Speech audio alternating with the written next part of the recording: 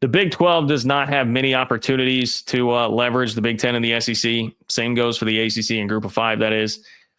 But they all have an opportunity now, and Brett Yormark seems to be taking advantage of this, okay? Holding the SEC and Big Ten's feet to the fire in one spot where they actually can. So this comes through some reporting, which was extensive as always, from Ross Dellinger of Yahoo Sports, who's the best newsbreaker in the game right now in college athletics. Certainly at least the most in-depth newsbreaker in college athletics. Ross Dellinger is a must follow out there. But he reported on what happened at the college football playoff meetings, the annual spring meetings. They were last week, and Ross Dellinger dropped some notes on that. A lot of it fairly ho-hum. They still want to expand to at least 14. Dellinger did say 16 is still on the table, so looking at a 14 or a 16-team playoff. Leadership at the Big Ten and SEC continue to push the 4-4, 2-2, 1-1. Which, of course, would have 4 auto bids for both the Big Ten and the SEC, and then 2 for the ACC and Big 12. Honestly, as frustrating as that is, you're just seeing how things went this year and where things seem to be going. It really might not be the worst thing in the world just to sign on to if you're the Big 12 or the ACC, just to take the 2 auto bids. Though I get that it is literally signing on a sheet of paper that you are lesser than. I understand. And the other thing, of course, and this is more to come on this. This is kind of the crux of what I'm talking about tonight. They all want the selection committee to get an overhaul and tweak the decision-making process and the buys, all of that together, right?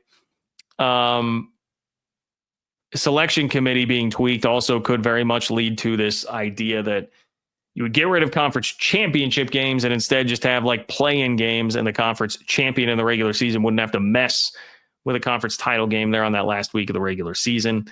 But this is really, I think, the key here. Okay, so Dellinger says the fact that the SEC and Big Ten have not rammed through the multi-automatic qualifier 4-4, 2-2, 1-1 format is telling. Despite work on the model from each of their conference staffs and wide support from their athletic directors and presidents, the conferences have yet to formally take procedural steps to adopt the format. It may be a sign. Is compromise afoot? Okay, so they haven't rammed through this 4 automatic qualifier format. Is compromise afoot? Because they can do look, if the Big Ten and SEC wanted it, they can do it tomorrow. Snap your fingers. They can make that happen if they really, truly do want that. The next playoff, it does not require unanimous support. The Big Ten and SEC have already anointed themselves the kings of that, like quite literally. They can do what they want. There's nothing anybody can do to stop it. So why would they not have done it? Well, maybe they are working on a bit of compromise here. Dellinger says due to 2 conferences fear public backlash in adopting such a model, do they want to prevent further disadvantaging the Big 12 and ACC? I have to laugh as I say that. They care. I appreciate that, Ross.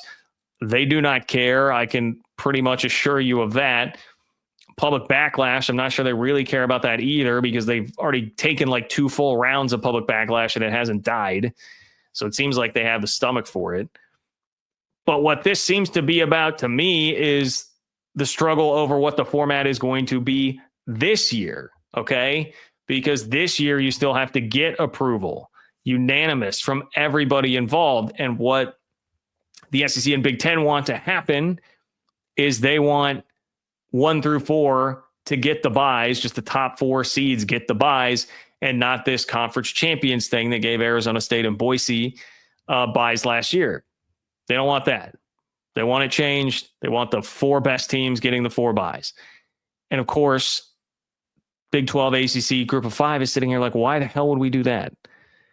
You're asking us to literally give up money.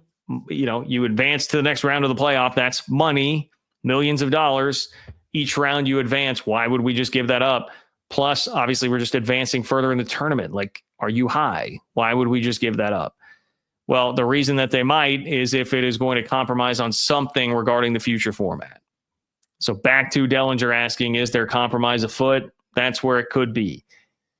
Sounds like, and this is reading other reporting around this, it does really sound like the idea generally is you've got the Big 12 the group of five and the ACC sitting around like, we have leverage for once. This is maybe the last time we'll ever have leverage, because we're about to enter in a new era where unanimous support is not required. It's a totally different world when we signed all this stuff in. We don't have opportunities to get leverage on these guys. Now, what would you use that for? Is there something you can get beyond 4-4-2-2-1-1? I highly doubt that you can talk him down to like 3-3-2-2-1-1. But I don't know. Is that the route that you try to go? I don't know exactly what the end game here would be. But it is an opportunity to stand up and be like, all right, well, let's talk. What are you willing to cough up here if we're going to give away money and give away a likely buy this year? Because, yeah, it's pretty unlikely that you're going to have a Big 12, I guess, or an ACC team in the top four, although I just told you Josh Pay predicted Clemson to win the national championship based on what the mock drafts say. So maybe Clemson would be, but it's still not something that the ACC would want to just voluntarily give up, right? You'd rather have the auto buy there. So I appreciate that it seems apparent that these guys are all using this, Brett Yormark included, as some legitimate leverage, because they should. They should. I don't know what the downside really would be. You know, if you're going to say, well, fear of retaliation, you dig in on this, what are they going to do to you next time? I mean, they're going to do to you next time whatever it is that they're going to do, no matter what happens here. I think we've seen enough to understand how much greed is just totally driving the bus in every decision being made in college athletics these days. It's clearly an unsatiable greed that's happening with the TV networks and the SEC and Big Ten with the way they are running, in essence, the sport right now. What legitimately makes you think that they would decide to just get into like altruism all of a sudden and be like, well, you know, we'll just do whatever's best for everybody here. We'll help out the Big 12 and the ACC because they played nice with us and gifted us our free buys, even though Arizona State should have beaten Texas after getting a bye. They just gifted us that, so we'll be nice to them here. We'll toss them a couple of bones. No, don't trust that. You cannot trust them. You cannot trust Greg Sankey farther than you can throw him, okay? That's the ultimate reality here. One other thing I wanted to point out from all of this, Dellinger did mention, I did a segment recently about the report that was out there from Heather Dinich that they had discussed, or what was going to be up for discussion was maybe a formula that instead of auto buys, leagues would get buys for how their performance is measured on a sort of metric every single year, and that a part of that could be TV ratings, which obviously is just ludicrous and would be terrible. And that's how you start going down the road to sports entertainment and not actual sports. You know, that's how you start becoming WWE. You guys have all heard me talk about that. Another Josh Pate point on that I thought was pretty astute is that, hey, that may have just been a negotiating ploy. They know that you guys all hate that generally the mass audience hates the idea of the 4 auto buys. And so they're going to say, well, if we float that we'll use TV ratings to figure this out, that'll freak people out even more. They'll hate that so much that then when we circle back and we just get our 4 auto buys and say, fine, we'll drop the TV ratings thing, then it's like a compromise and people calm down more. And I was like, you know what? Damn it. That actually makes a lot of sense. And this is why when I say you can't trust Sankey and you got to take advantage of the leverage that you do have, this is why I say that. It's exactly why I say that, because of conniving scenarios like that.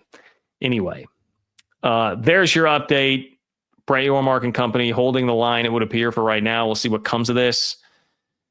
I sure hope get something out of it. If you're going to give it up this year, get something out of it. If you don't, then fine. If they're not going to give you anything worthwhile, don't give in. Stick to it this year. Take another buy. Take a couple extra $1 million for it, and see what happens. That would be the move.